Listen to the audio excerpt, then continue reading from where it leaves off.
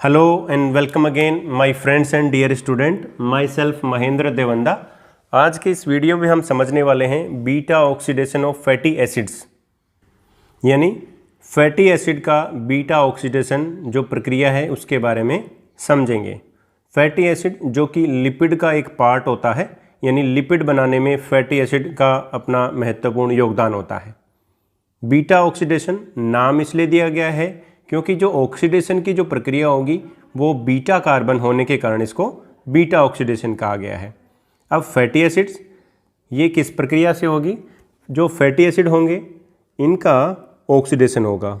Oxidation होने के बाद में एसिटाइल को ए का फॉर्मेशन होता है। एसिटाइल को ए जो है ये आगे जाकर क्रेब साइकिल में पार्टिसिपेट करता है और क्रेब साइकिल में पार्टिसिपेट करके ये एनर्जी बनाने का काम करता है। और हमारा पर्पज भी यही है, जो बीटा ऑक्सीडेशन करने का जो हमारा मेन उद्देश्य है वो फैटी एसिड में जो स्टोरेज एनर्जी है उसको बाहर निकालना होता है, जो कि एसिटाइल को ए के रूप में आता है। और एसिटाइल को ए क्रेब साइकिल में पार्टिसिपेट करके हमें एनर्जी प्रोवाइड करवाता है। यानी अब जो फैटी एसिड्स हैं ये किसी ना किसी फॉर्म में हमारे शरीर में स्टोरेज रहेंगे, क्योंकि जब हम एक्सेस मात्रा में कार्बोहाइड्रेट्स लेते हैं या लिपिड एक्स्ट्रा मात्रा में लेते हैं तो वो स्टोरेज हो जाते हैं। अब उनको स्टोरेज के फॉर्म में, क्योंकि हम जब स्टारवेशन की कंडीशन में होते हैं या जब हम उपवास करते हैं या हमने खाना नहीं खाया होता है तो फ्री जो फैटी एसिड्स होते हैं उनसे हमें एनर्जी जनरेट करनी पड़ती है। तो इसीलिए ये बीटा ऑक्सीडेशन की प्रक्रिया होती है। ये जो केमिकल जो फॉर्मूला है वो एक फैटी एसिड्स का है, या हम यूँ कहें इसका केमिकल फॉर्मूला है, जिसमें कार्बोक्सिल ग्रुप पाया जाता है। इसके अलावा एक हाइड्रोकार्बन चेन इसमें पाई जाती है। जैसे कि एग्जाम्पल के रूप में हम समझ सकते हैं पाल्मिटिक एसिड। पाल्मिटिक जो एसिड है ये एक फैटी एसिड है जिसमें ये एक कार्बोक्सिल ग्रुप है और साथ ही साथ एक लॉन्ग चेन हाइड्रोकार्बन श्रृंखला है इसमें। इसके अलावा जो एसिटाइल को ए का जो केमिकल स्ट्रक्चर है वो इस प्रकार की होती है, यानी इसमें दो कार्बन पाए जाते हैं, एक कार्बन ये और एक ये हो गई एसिटाइल को ए की स्ट्रक्चर। तो हमें जो बीटा ऑक्सीडेशन है इस प्रक्रिया में कुछ भी नहीं, सिंपल सा है कि हमें फैटी एसिड को हमें एसिटाइल को ए में कन्वर्ट करना है। अब जो भी फैटी एसिड होगा उसके अकॉर्डिंग उसको कन्वर्ट करते रहेंगे। मान लीजिए कि अगर ये जैसे पाल्मिटिक एसिड ही है तो इसमें 16 कार्बन है, तो दो कार्बन एसिटाइल को के रूप में बाहर निकलते रहेंगे और ये प्रक्रिया पूरी होगी। कुछ बेसिक इन्फॉर्मेशन पहले जान लेते हैं। जो beta oxidation of fatty acids हैं इसकी सामान्य हम कुछ बैकग्राउंड जानते हैं ताकि हमें समझने में आसानी रहे। सबसे पहले हम फैटी एसिड की स्ट्रक्चर को समझें। तो फैटी एसिड की स्ट्रक्चर को हम समझ में आ गया कि ये लॉन्ग चेन ऑफ हाइड्रोकार्बन है, यानी इसमें हाइड्रोकार्बन की एक लंबी श्रृंखला होती है विथ कार्बोक्सिल ग्रुप, जिसमें एक कार्बोक्सिल ग्रुप होता है और लॉन्ग चेन हाइड्रोकार्बन पाई जाती है। अब यहाँ पर एक इम्पोर्टेंट बात या ध्यान रखेंगे, TAG जिसको ट्राई एसाइल ग्लिसरॉल कहते हैं, ये लिपिड का एक स्टोरेज फॉर्म होता है। यानी हमारे शरीर में अगर लिपिड को डिपॉजिट होना है तो वो ट्राई एसाइल ग्लिसरॉल के रूप में स्टोरेज होती है। तो TAG is a storage form of lipid, ये हो गया। लेकिन ये जो TAG है ये बनी हुई किससे होती है? Made up of 1 molecule of glycerol, इसमें ग्लिसरॉल आता है, एंड 3 फैटी एसिड्स, और इसमें 3 फैटी एसिड्स पाए जाते हैं, 3 फैटी एसिड पाए जाते हैं। अब ये जो 3 फैटी एसिड हैं इनसे हमें एनर्जी बनानी है, यानी जो TAG है वो तो स्टोरेज फॉर्म में आ गया। अब हमें क्या है, जब एनर्जी की आवश्यकता होगी तो इन 3 जो फैटी एसिड्स हैं इन्हीं से हम बीटा ऑक्सीडेशन की प्रक्रिया करेंगे और उन्हीं से हम एनर्जी बनाएंगे। नेक्स्ट जो है, beta oxidation is a major metabolic pathway by which energy is release from fatty acid. यानी ये एक मेटाबॉलिक पाथवे है जिसमें हम मेजर इसलिए हो गया सिर्फ फैटी एसिड के रिगार्डिंग, ये मेजर मेटाबॉलिक पाथवे है जिसमें हम एनर्जी का निर्माण करते हैं या एनर्जी का फॉर्मेशन होता है। Fatty acids are oxidised by most of tissues in the body. जो बीटा ऑक्सीडेशन है, या हम यूँ कहें कि फैटी एसिड का जो ऑक्सीडेशन होता है वो हमारे शरीर के सभी लगभग सभी कोशिकाओं में, या हम यूँ कहें टिश्यूज़ में होता है। लेकिन उसमें कुछ अपवाद हैं, जैसे कि न्यूरॉन्स जो सेल होती है वहाँ पर बीटा ऑक्सीडेशन नहीं होता है, इरिथ्रोसाइट वहाँ पर भी नहीं होता है, और एड्रिनल मेडुला जो कि ग्लैंड है वहाँ पर भी ये प्रक्रिया नहीं होती है। Beta oxidation occur with in mitochondria. एक सेल में जो बीटा ऑक्सीडेशन की जो प्रक्रिया होती है वो माइटोकॉन्ड्रिया में होती है, और माइटोकॉन्ड्रिया के हम सिंपली ये कहें कि उसके मैट्रिक्स भाग में ये प्रक्रिया संपादित होती है। Most fatty acids are degraded by sequential removal of 2 carbon fragments from the carboxyl end of fatty acids. अब यहाँ पर हमें ये एक तरह से अब इसकी डेफिनेशन भी कह सकते हैं, यानी अधिकांश जो फैटी एसिड्स हैं वो बीटा ऑक्सीडेशन, यानी हम यूँ कहें कि ऑक्सीडेशन की प्रक्रिया के फलस्वरूप 2 कार्बन रिमूव करते रहते हैं। यानी एक प्रोसेस होगी, उसमें 2 एसिटाइल को ए 2 कार्बन वाले एसिटाइल को का निर्माण होता है, और ये जो ग्रुप होगा यानी जो एंड होगा वो कार्बोक्सिल फैटी एसिड का जो कार्बोक्सिल एंड है उस तरफ से ये 2 कार्बन के रूप में निकलते रहेंगे। और 2 कार्बन का मतलब क्या हुआ, एसिटाइल को ए के रूप में निकलते रहते हैं।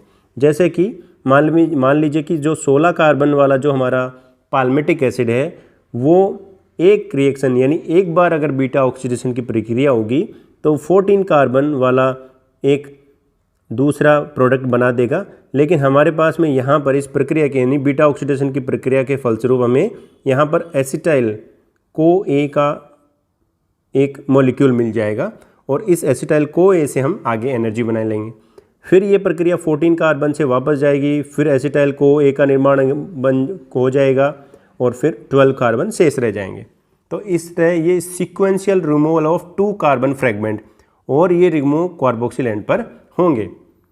नेक्स्ट हम समझते हैं ड्यूरिंग बीटा ऑक्सीडेशन के दौरान एसिटाइल को A is form as the bond between alpha and beta carbon are broken. जो बीटा ऑक्सीडेशन जो प्रक्रिया होगी उसमें एसिटाइल को ए का जो फॉर्मेशन होता है वो जब पूरी चेन जुड़ी हुई रहती है तो उसमें हम जो अल्फा और बीटा कार्बन के बीच का जो बॉन्ड होता है वो क्लीव होता है, ब्रेक होता है, वो टूट जाता है। तो वो बीटा कार्बन वाले और अल्फा कार्बन के बीच वाला और वो जो सेपरेट होता है बीटा कार्बन से, वहाँ से होने के कारण इसको हम बीटा ऑक्सीडेशन कहते हैं। And beta carbon of the fatty acid is oxidise, और जो बीटा कार्बन है उसका ऑक्सीडेशन हो जाता है, इसलिए इस प्रक्रिया को बीटा ऑक्सीडेशन कहते हैं।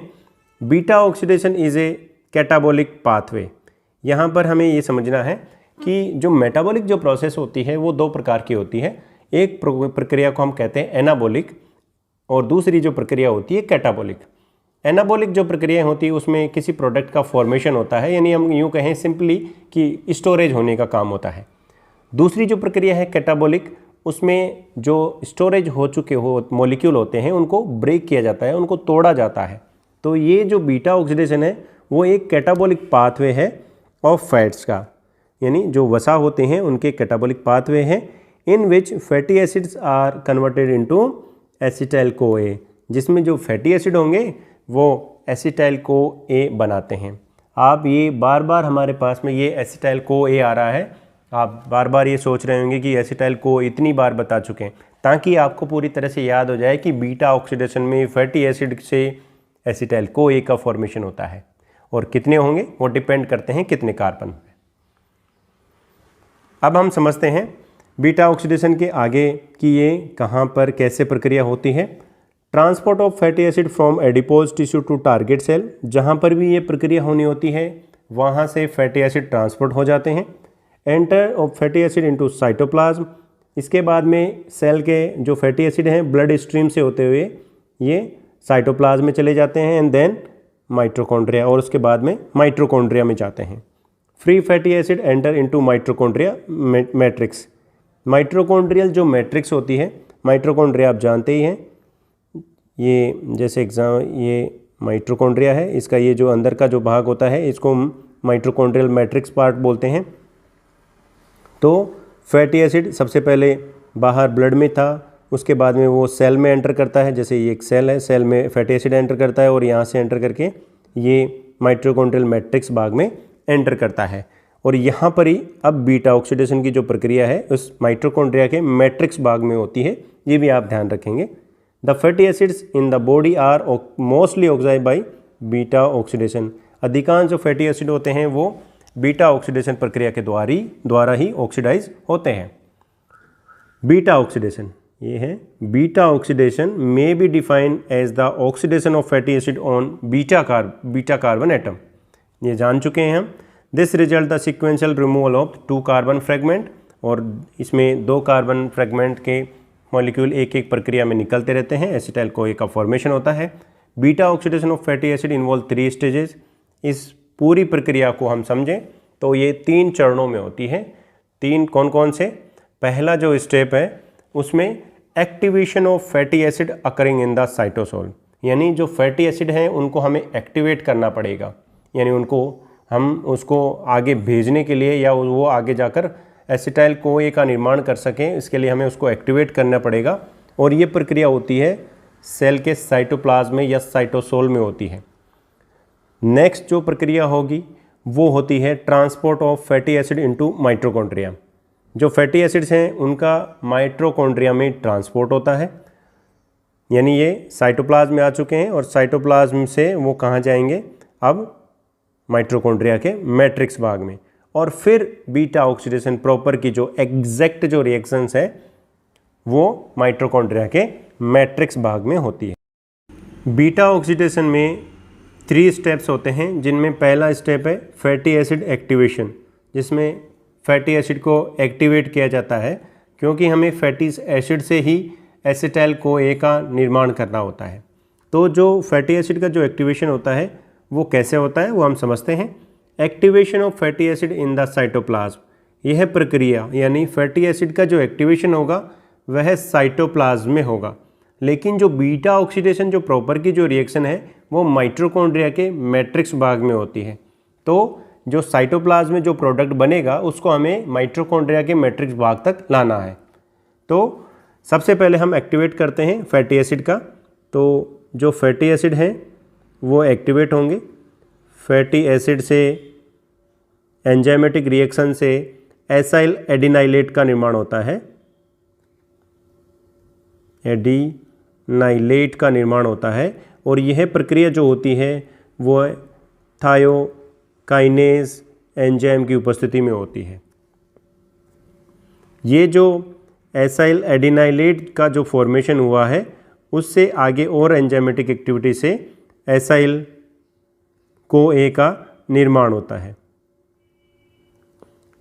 अब इस प्रक्रिया में पहला जो स्टेप है जिसमें थायोकाइनेज काम में आ रहा है, यहाँ पर खर्च होती है ATP।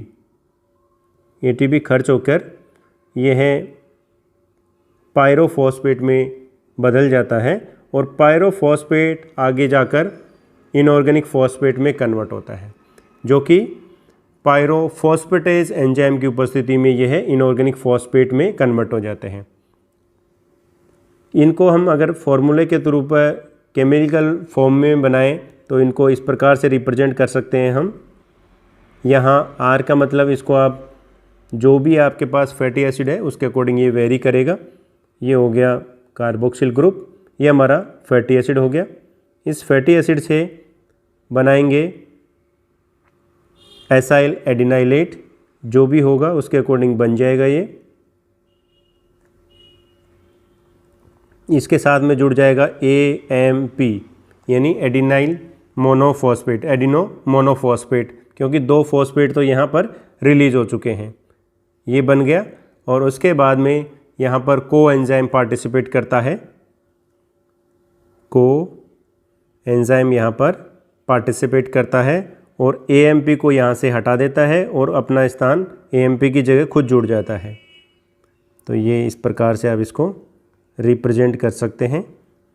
आपको अगर केमिकल फार्मूला उसको याद रहे तो ठीक है, नहीं तो आप सीधे सीधे रूप में भी आप इसको इस फॉर्म में भी आप याद रख सकते हैं। यानी एक्टिवेशन होकर हमारे पास में एसाइल CoA का निर्माण हो जाता है। ये प्रक्रिया fatty acid are activated to acyl CoA, यानी जो एक्टिव फॉर्म में आ चुका है वो हमारा एसाइल CoA है। ये प्रक्रिया थायोकाइनेजेज और एसाइल CoA सिंथेटेज एंजाइम की उपस्थिति में होती है। ये जो पहली रिएक्शंस है, इस रिएक्शंस में रिएक्शंस रिक्वायर ATP खर्च होती है। इसमें हमें सीधे सीधे रूप में लग रहा है कि एक ही ATP खर्च हो रही है, लेकिन एडिनोसिन जो एटीपी की जो फुल फॉर्म होती है वो एडिनोसिन ट्राइफॉस्फेट होती है, यानी इसमें 3 फॉस्फेट के पास में जो एनर्जी होती है वो होती है। यहाँ पर चूँकि ये पायरोफॉस्फेट के रूप में रिलीज़ हो रहा है, यानी इनके बीच में अभी भी बॉन्ड है और इस बॉन्ड में एनर्जी है, तो इस बॉन्ड को जब हम तोड़ देते हैं तो वो भी एनर्जी इस प्रक्रिया में काम में आती है। तो यहाँ पर इनडायरेक्ट रूप से देखा जाए तो 2 फॉस्फेट की एनर्जी यहाँ पर काम में आती है, यानी हम यूँ कह सकते हैं कि 2 एटीपी खर्च होने जैसा एनर्जी लगती है। इसमें कोएंजाइम ए भी पार्टिसिपेट करता है और मैग्नीशियम आयन भी पार्टिसिपेट करते हैं। कोएंजाइम कहाँ पार्टिसिपेट कर रहे हैं? इस वाले रिएक्शन में कोएंजाइम पार्टिसिपेट करता है। Fatty acid react with ATP to form acyl adenylate, ये एएमपी के साथ में जुड़ गया और क्या बना दिया? Acyl adenylate, which then combines with coenzyme A, जो कि बाद में कोएंजाइम यहाँ पर कोएंजाइम ए के साथ में ये जुड़कर ये एसाइल को ए का निर्माण कर देता है। ये हमारे पास एसाइल जो को ए है ये एक्टिव फॉर्म है। अब ये जो एक्टिव फॉर्म है इसको हमें क्या करना है? माइटोकॉन्ड्रिया के मैट्रिक्स में लेके जाना है। तो नेक्स्ट जो प्रक्रिया है, ट्रांसपोर्ट ऑफ एसाइल को ए इनटू माइटोकॉन्ड्रिया, एसाइल को ए का माइटोकॉन्ड्रिया में ट्रांसपोर्ट। थोड़ा सा आपको ये थोड़ा सा ऐसे लग रहा होगा कि पता नहीं इतना सारा क्या है, लेकिन आप जब इसको ध्यान से समझेंगे तो आराम से आपको लॉन्ग टाइम तक आपको ज़्यादा सोचने की ज़रूरत नहीं है, आपको इजीली आपको याद हो जाएगा। ये समझते हैं। सबसे पहले हमारे पास जो एसाइल को ए का जो फॉर्मेशन हो चुका है ये सेल के साइटोप्लाज्म में हुआ है, इसको हमें माइटोकॉन्ड्रिया में भेजना है।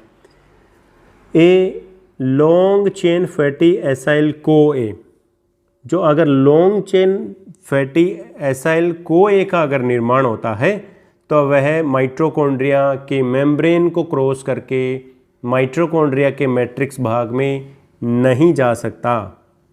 यानी a long chain fatty acyl को ए can not directly cross the inner mitochondrial membrane, क्योंकि माइटोकॉन्ड्रिया में 2 मेम्ब्रेन पाई जाती है, एक मेम्ब्रेन आउटर होती है और एक मेम्ब्रेन होती है इनर में। तो आउटर के लिए तो मोस्ट ऑफ के लिए वो परमिएबल होता है, जो मेम्ब्रेन है वो परमिएबल होती है, लेकिन इनर माइटोकॉन्ड्रियल जो मेम्ब्रेन है वो इम्परमिएबल होती है बहुत सारे पदार्थों के लिए।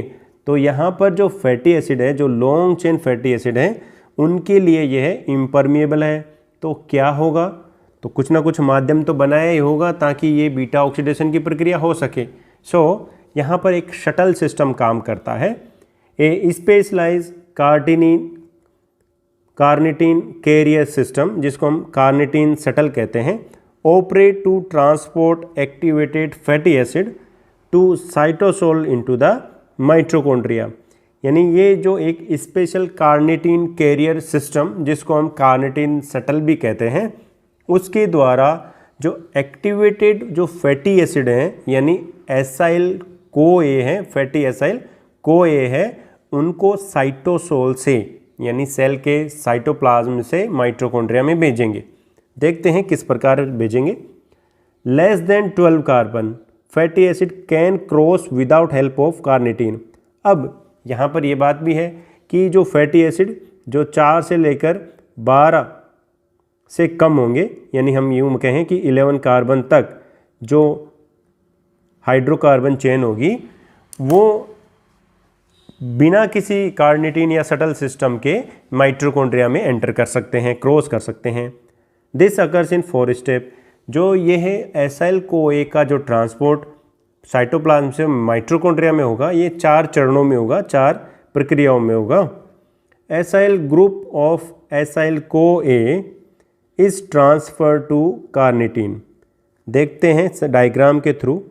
सबसे पहले आप इमेजिन कीजिए कि एक सेल है, सेल में यहाँ पर ये साइटोसोल है, साइटोसोल, और यहाँ पर है ये इनर माइटोकॉन्ड्रियल मेम्ब्रेन, यहाँ पर होगी आउटर माइटोकॉन्ड्रियल मेम्ब्रेन, लेकिन आउटर के लिए तो परमिएबल है तो हमने यहाँ पर इसको शो नहीं किया है। ये हो गई इनर माइटोकॉन्ड्रियल मेम्ब्रेन और ये हो गई माइटोकॉन्ड्रियल मैट्रिक्स भाग में। आप हम इसको इस प्रकार से बना सकते हैं। ये माइटोकॉन्ड्रिया की आउटर मेम्ब्रेन, ये माइटोकॉन्ड्रिया की इनर मेम्ब्रेन, और इनर मेम्ब्रेन ही सिलेक्टिवली परमिएबल होती है। तो यहाँ से यहाँ माइटोकॉन्ड्रियल ये मैट्रिक्स भाग है, यहाँ पे जाएंगे, यानी ये माइटोकॉन्ड्रिया का मैट्रिक्स भाग है। तो कार्निटीन जो कि साइटोप्लाज्म में प्रेजेंट है, वो एसाइल CoA जो कि हमारा एक्टिवेटेड है, जिसको हमने सेल के साइटोप्लाज्म में एक्टिवेट किया है, वो एसाइल CoA कार्निटीन से क्रिया करके क्या बनाता है, एसाइल कार्निटीन। यानी जो कार्निटीन है इसने एसाइल यानी फैटी एसिड को अपने साथ में जोड़ लिया है, और यह प्रक्रिया कार्निटीन एसाइल ट्रांसफरेज फर्स्ट की उपस्थिति में क्रिया होती है। इजीली आपको समझ में आया होगा क्या हुआ। जो कार्निटीन है जो कि सेल के साइटोप्लाज्म में पड़ा हुआ है, उसने एसाइल CoA को अपने साथ जोड़ लिया, और जोड़ने के बाद में यह एसाइल कार्निटीन का निर्माण करता है। यह जो प्रक्रिया करने के लिए carnitine acyl transferase first enzyme इस रिएक्शन को करवाता है, और यहाँ पर कोएंजाइम रिलीज हो जाता है। अब एक कैरियर प्रोटीन के माध्यम से यह माइटोकॉन्ड्रिया के मैट्रिक्स भाग में चला जाता है, यानी एसाइल कार्निटीन ये इजीली परमिएबल हो जाता है, इनर माइटोकॉन्ड्रियल मेम्ब्रेन के थ्रू ये मैट्रिक्स भाग में चला जाता है। अब यहाँ पर एसाइल कार्निटीन जो है वो कार्निटीन और एसाइल CoA में डिवाइड हो जाता है, यानी अलग हो जाता है, और यह जहाँ पर एंजाइम काम करता है कार्निटीन एसाइल ट्रांसफरेज सेकंड, यहाँ पर फर्स्ट था और यहाँ पर सेकंड है कि कार्निटीन एसाइल ट्रांसफरेज सेकंड जो है वो इनर माइटोकॉन्ड्रियल मेम्ब्रेन के ऊपर प्रेजेंट होता है।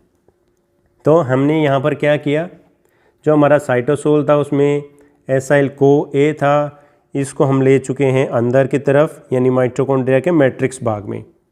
प्रक्रिया को स्टेप से हम वापस समझ लेते हैं। पहली प्रक्रिया यानी पहला step, acyl group of acyl CoA is transfer to carnitine. Carnitine से एसाइल ग्रुप ट्रांसफ़र होके एसाइल कार्निटीन का फॉर्मेशन हुआ, और catalyse by the carnitine acyl transferase first. ये carnitine acyl transferase first reaction की वजह से होता है, इस एंजाइम की उपस्थिति में ये क्रिया होती है। और यह जो एंजाइम है कार्निटीन एसाइल ट्रांसफरेज जो फर्स्ट एंजाइम है, यह प्रेजेंट होता है outer surface of inner mitochondrial membrane. इस प्रक्रिया को हमने 4 स्टेप में डिवाइड किया। एक बार फिर से हम इसको समझ लेते हैं। Acyl group of acyl CoA, जो एसाइल CoA में जो एसाइल ग्रुप है इस ट्रांसफ़र टू कार्निटीन, यानी ये जो कार्निटीन है इस पर एसाइल CoA जो एसाइल ग्रुप है वो ट्रांसफ़र हो जाता है, और एसाइल कार्निटीन का फॉर्मेशन हो जाता है, और कोएंजाइम अलग हो जाता है। यह प्रक्रिया कैटलाइज की जाती है, catalyse by carnitine acyl transferase first के द्वारा यह प्रक्रिया होती है। कार्निटीन एसाइल ट्रांसफरेज फर्स्ट के द्वारा यह प्रक्रिया होती है, और यह एंजाइम प्रेजेंट होता है present on the outer surface of inner mitochondrial membrane. ये जो इनर माइटोकॉन्ड्रियल मेम्ब्रेन है इसकी 2 सरफेस हो गई, एक ये आउटर सरफेस हो गई और ये जो है वो इनर सरफेस हो गई। तो यह प्रेजेंट होता है आउटर सरफेस पर।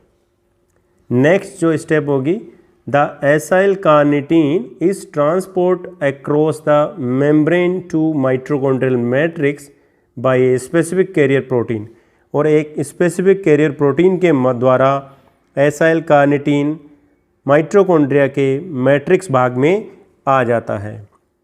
अब क्या होगा, carnitine acyl transferase second found the inner surface of inner mitochondrial membrane. ये जो कार्निटीन एसाइल ट्रांसफरेज जो एंजाइम है ये इनर माइटोकॉन्ड्रियल मेम्ब्रेन के इनर वाली साइड पर, इनर सरफेस पर, इस सरफेस पर ये प्रेजेंट होगा। Converts acyl carnitine to acyl CoA, ये एसाइल कार्निटीन को कार्निटीन और एसाइल को ए में कन्वर्ट कर देता है। और हमें क्या चाहिए, एसाइल को ए ही हमें चाहिए था। एंड ये जो कार्निटीन है ये वापस कहाँ चला जाएगा, साइटोसोल में। The carnitine release return to cytosol for reuse, वापस यूज़ करने के लिए जो कार्निटीन है वापस चला जाता है साइटोसोल में।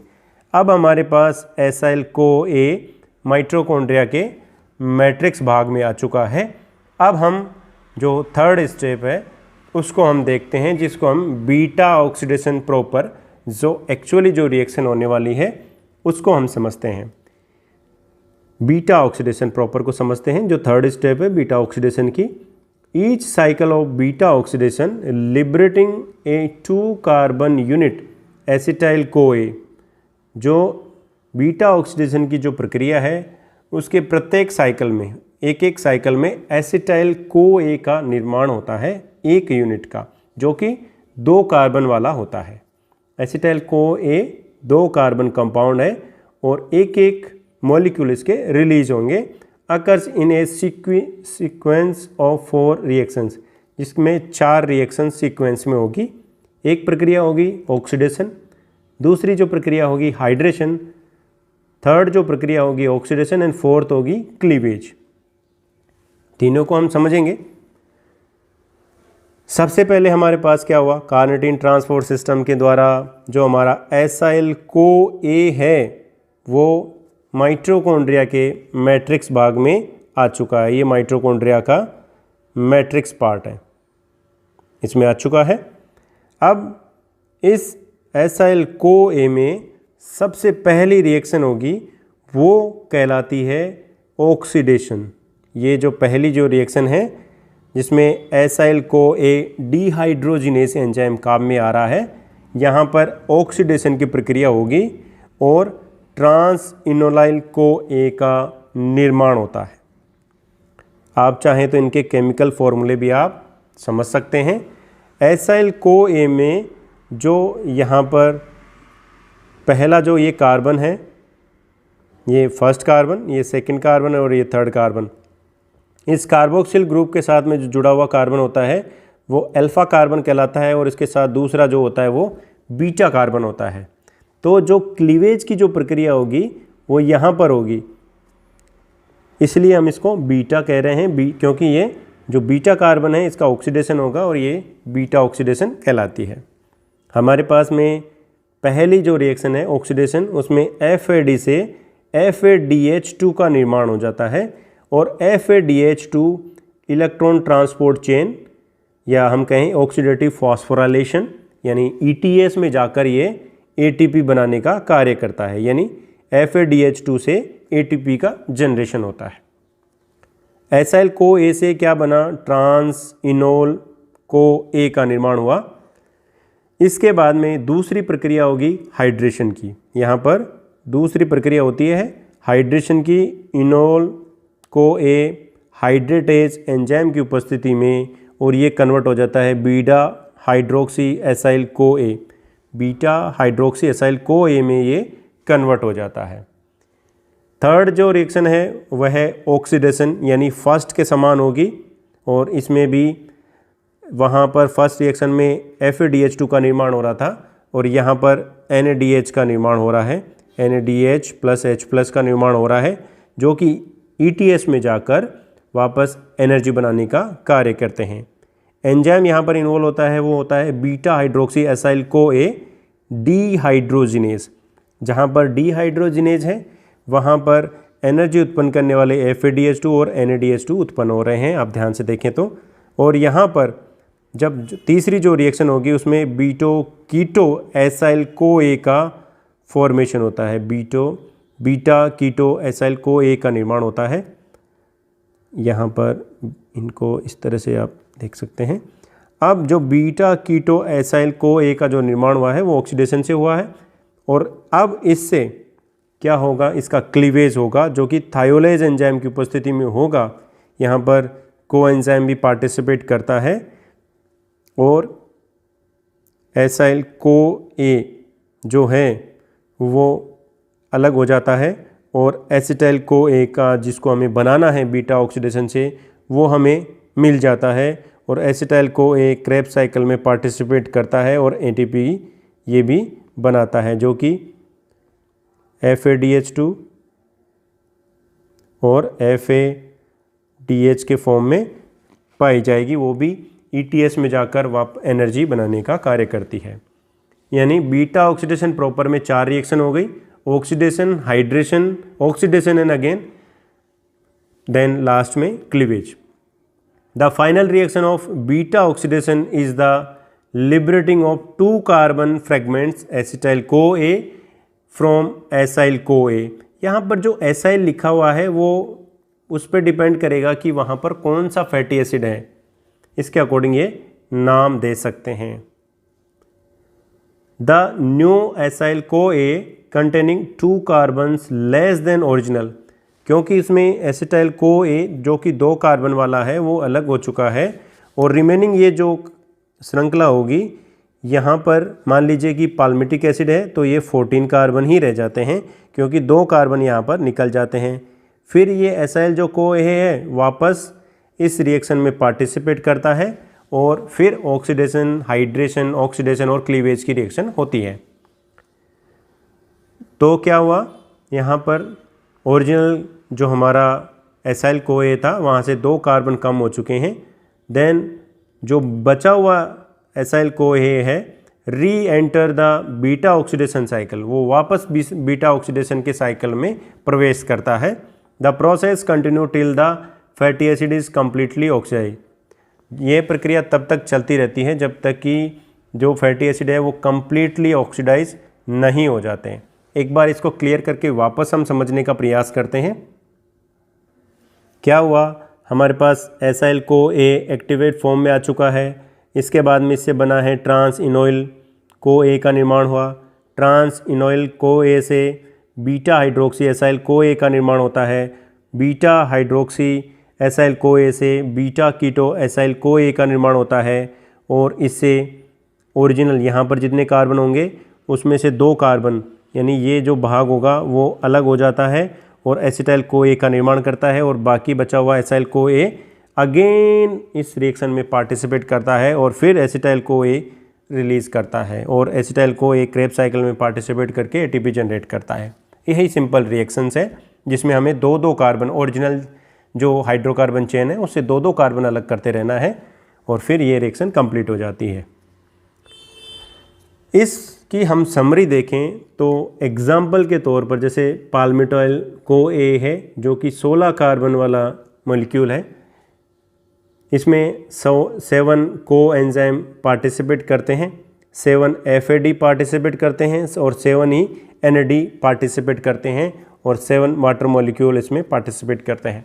क्योंकि यह प्रक्रिया 7 बार होती है और प्रत्येक बार में 2-2 कार्बन वाले एसिटाइल को ए का निर्माण होता है, तो पाल्मिटॉइल से जो हमें प्रोडक्ट मिलेंगे वो 8 एसिटाइल को ए का निर्माण होता है, 7 FADH2, 7 NADH and 7 hydrogen ion ये हमें मिलते हैं।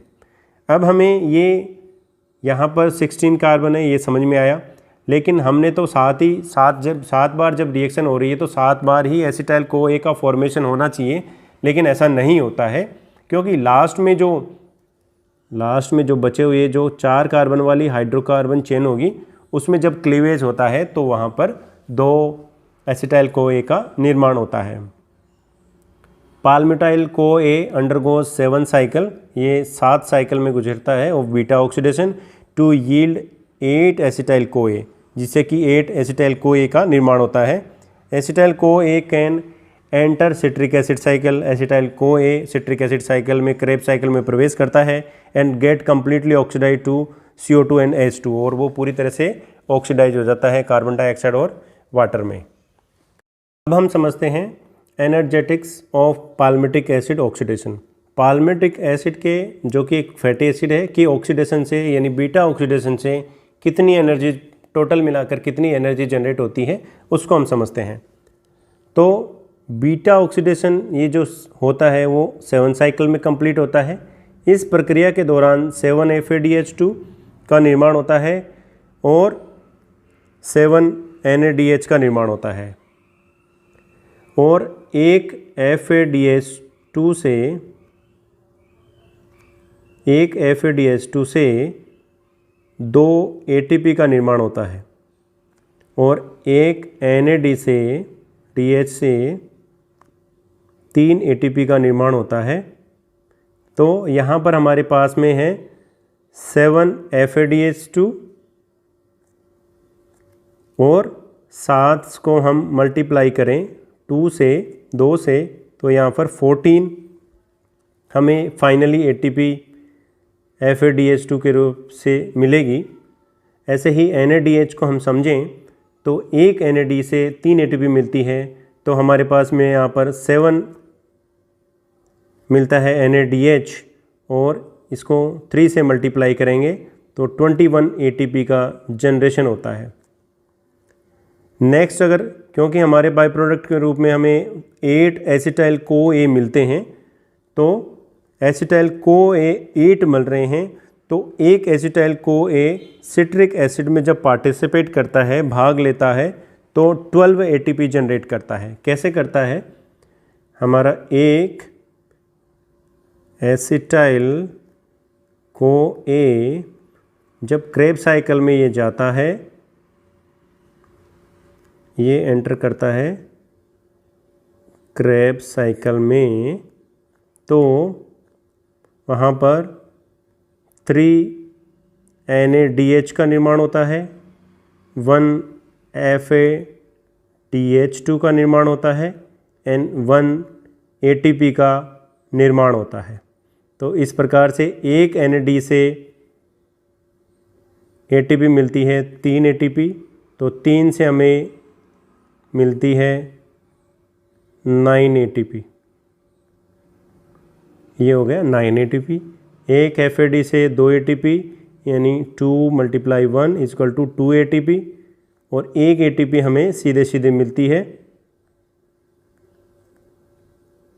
तो कुल मिलाकर यहाँ पर 12 ATP, यानी एसिटाइल CoA के एक मॉलिक्यूल से हमें 12 ATP मिलती है। कौन से? क्रेब साइकिल में या सिट्रिक एसिड साइकिल में। यानी टोटल अगर यहाँ पर 12 हमें मिलते हैं 8 एसिटाइल CoA, तो जो एनर्जी जनरेट होगी वो 96 ATP जनरेट होती है। तो हम जब इनको टोटल करेंगे तो total energy from 1 mole of palmityl CoA, तो 131 ATP हमें मिलेगी। एनर्जी यूटिलाइज फॉर एक्टिवेशन यानी फॉर्मेशन ऑफ पाल्मिटाइल CoA। अगर हमने पहले स्टेप में ये देखा था कि अगर हमें पाल्मिटाइल जो CoA है उसको एक्टिवेट करना है, तो वहाँ पर हमने 1 ATP खर्च की है। आप ध्यान से देखेंगे तो 1 ATP खर्च करके हम इसको कैसे तोड़ रहे थे? इसको हम पायरोफॉस्फेट के रूप में तोड़ रहे थे, और हमने AMP को जोड़ दिया था, एडिनोसिन मोनोफॉस्फेट को जोड़ दिया था। लेकिन इन दोनों के बीच में जो बॉन्ड है वो भी क्लीव होकर इनऑर्गेनिक फॉस्फेट में कन्वर्ट हो जाते हैं, यानी यहाँ पर भी इन फॉस्फेट की एनर्जी काम में आती है। तो हम इसको 2 ATP के इक्विवेलेंट मानते हैं, क्योंकि एनर्जी 2 ATP जितनी खर्च हो रही है।